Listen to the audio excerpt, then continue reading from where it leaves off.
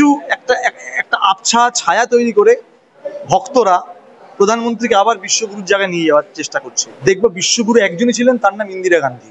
এখন অনেকে তকমা দিয়ে বিশ্বগুরু হতে পারে, কিন্তু বিশ্বগুরু ইন্দিরা গান্ধী। যে শুল্ক যেটা বাড়ানো হয়েছিল, শুল্ককে কমিয়েছে আমেরিকা। যদি শুল্ক কমায় তাহলে বলবো প্রধানমন্ত্রী কড়া জবাব দিলেন। যেদিনকে প্রধানমন্ত্রী পার্লামেন্টে দাঁড়িয়ে বলবেন যে হ্যাঁ, ডোনাল্ড ট্রাম্প মিথ্যা কথা বলেছেন, ডোনাল্ড ট্রাম্পের কথায় আমরা যুদ্ধবিরতি ঘোষণা করিনি, সেদিনকে বুঝবো প্রধানমন্ত্রী নরেন্দ্র মোদী আমেরিকাকে জবাব দিয়েছেন। তার আগে পর্যন্ত জবাব দেওয়ার কোনো ব্যাপার না। আমি আবার বলছি, 56 ইঞ্চি ছাতিওয়ালা প্রধানমন্ত্রী তিনি। তিনি আমাদের জ্যাঠামশাই ঠিক করে দিচ্ছেন ডোনাল্ড ট্রাম্পকে, কিন্তু আমরা বলছি ডোনাল্ড ট্রাম্প আমাদের জ্যাঠামশাই নয়, প্রধানমন্ত্রী জ্যাঠামশাই ঠিক করে দিচ্ছেন ডোনাল্ড ট্রাম্পকে। ভারতবর্ষের বিদেশ নীতি, ভারতবর্ষের পররাষ্ট্রনীতি, ভারতবর্ষের স্বরাষ্ট্রনীতি, সব নীতি ঠিক করবে ভারতবর্ষের মানুষ, ভারতবর্ষের নেতারা। কোনো বাইরের কোনো একজন ডোনাল্ড ট্রাম্প তিনি চোখ রাঙিয়ে আমাদের বলবেন, আমরা সেটা মেনে নেবো। সেটা নরেন্দ্র মোদী মানতে পারেন, অন্য কোনো প্রধানমন্ত্রী মানেননি, এমনকি অটল বিহারী বাজপেয়ীজিও মানেননি, ইন্দিরা গান্ধী তো মানেননি। আমি আবার বললাম, বিশ্বগুরু তকমা দিয়েই বিশ্বগুরু হওয়া যায় না। 56 ইঞ্চি ছাতি বললেই 56 ইঞ্চি ছাতিটা দেখানো যায় না। 56 ইঞ্চি ছাতিটা কাজে প্রমাণ করতে হয়, সেটা প্রধানমন্ত্রী প্রমাণ করুক, তখন বিশ্বগুরু বা 56 ইঞ্চি ছাতি প্রমাণ হবে। মানে নিজের নাম খোদাই করে যদি বিশ্বগুরু বলি, তাতে আমি বিশ্বগুরু হব না। বিশ্বগুরু কাজে প্রমাণ করতে হবে। আগে নরেন্দ্র মোদী প্রমাণ করুক যে তিনি সত্যি বিশ্বগুরু, তখন বিশ্বগুরু প্রচার হবে। এই বিদেশ সফরটার রাজনৈতিক প্রভাব কতটা? কিচ্ছু প্রভাব নেই। উনি দেখুন, আমেরিকায় একটু হুমকি দিয়ে দিয়েছে, আমেরিকা একটু চমকে দিয়েছে, আমেরিকা চোখ রাঙিয়েছে। এখন আমাদের প্রধানমন্ত্রী, যদি বলতে খারাপ লাগছে তিনি আমরা প্রধানমন্ত্রী, এখন আমাদের প্রধানমন্ত্রী চায়নার কাছে গেছেন যে চায়না যদি একটু আমাদের প্রধানমন্ত্রীকে একটু যদি বাঁচিয়ে টাচিয়ে দেন, মানে জ্যাঠামশাইয়ের বকা থেকে ভাইপো যাতে বাঁচে, তার জন্যে কাকাকে ধরতে গেছেন। এর চেয়ে বেশি মোদী আর কিচ্ছু করেননি। একসঙ্গে রাশিয়া, চীন, ভারত, মানে তিন প্রধান শক্তিশালী দেশ কার্যত বলা যায় আমেরিকার পরে। এই তিনটি দেশ পাশাপাশি থাকা আমেরিকার জন্য চাপের নয় বলে আপনার মনে হয় না? আপনি কি প্রথমে তিনটে দেশকে পাশাপাশি দেখলেন? ভারতবর্ষে গিয়ে তিনটে দেশকে পাশাপাশি দেখেননি?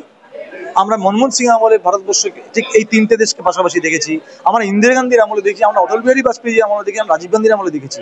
হ্যাঁ, তখন এরকম মানে ফটো কেটে কেটে এডিট করে প্রচার হয়নি, এখন যে প্রচারটা হচ্ছে। আমেরিকারও চাপ কি, আমেরিকার চাপ অবশ্যই তো হওয়া উচিত, কারণ আমরা তো অবশ্যই, আমরা তো ভারতবর্ষ, আমরা তো সবল, আমরা স্বাধীন, আমরা বহুদিন ধরে আমরা সব দিক দিয়ে আমরা মানে সবল।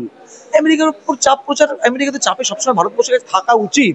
এর আগের কোনো প্রধানমন্ত্রীর আমলে এই চাপ মুক্ত হয়ে ভারতবর্ষকে চোখ রাঙানি কেউ করতে পারেনি, যেটা এই প্রধানমন্ত্রী বুঝিয়ে দিয়েছেন। এই প্রধানমন্ত্রী আসলে সফল, ওই বিদেশ নীতিতে সফল নন। এই প্রধানমন্ত্রী আসলে আমেরিকার প্রেসিডেন্ট ডোনাল্ড ট্রাম্পের চোখের কাছে থরথর করে কাঁপছেন।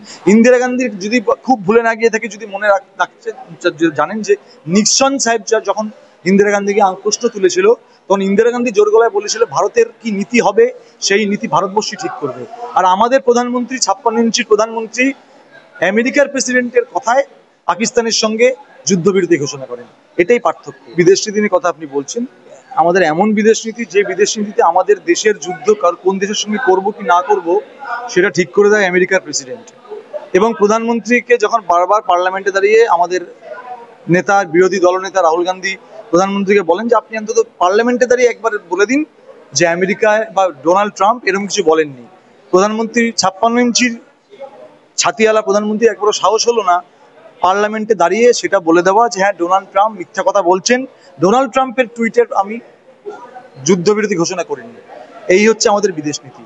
এই বিদেশ নীতির কথাই যখন বিরোধীরা বলছে, যখন রাহুল গান্ধী বলছে, যখন ইন্ডিয়া জোটের লোকেরা বলছে, যখন মানুষ দেখছে যে এই হচ্ছে আমাদের বিদেশ নীতি, তখন কিছু একটা আবছা ছায়া তৈরি করে ভক্তরা প্রধানমন্ত্রীকে আবার বিশ্বগুরুর জায়গায় নিয়ে যাওয়ার চেষ্টা করছে। দেখুন, বিশ্বগুরু তকমা দিয়ে আজকে আমাকে যদি বলা হয় আমি বিশ্বকবি রবীন্দ্রনাথ, আমি তো বিশ্বকবি হব না। বিশ্বকবি রবীন্দ্রনাথ একজনই। বিশ্বগুরু কে ছিলেন সেটা আমরা যদি একটু যদি ফরওয়ার্ডে চলে যাই, একটু যদি পাস্টে চলে যাই, দেখবো বিশ্বগুরু একজনই ছিলেন, তার নাম ইন্দিরা গান্ধী। এখন অনেকে তকমা দিয়ে বিশ্বগুরু হতে পারে, কিন্তু বিশ্বগুরু ইন্দিরা গান্ধী ছিলেন, তিনি আছেন, তিনি থাকবেন।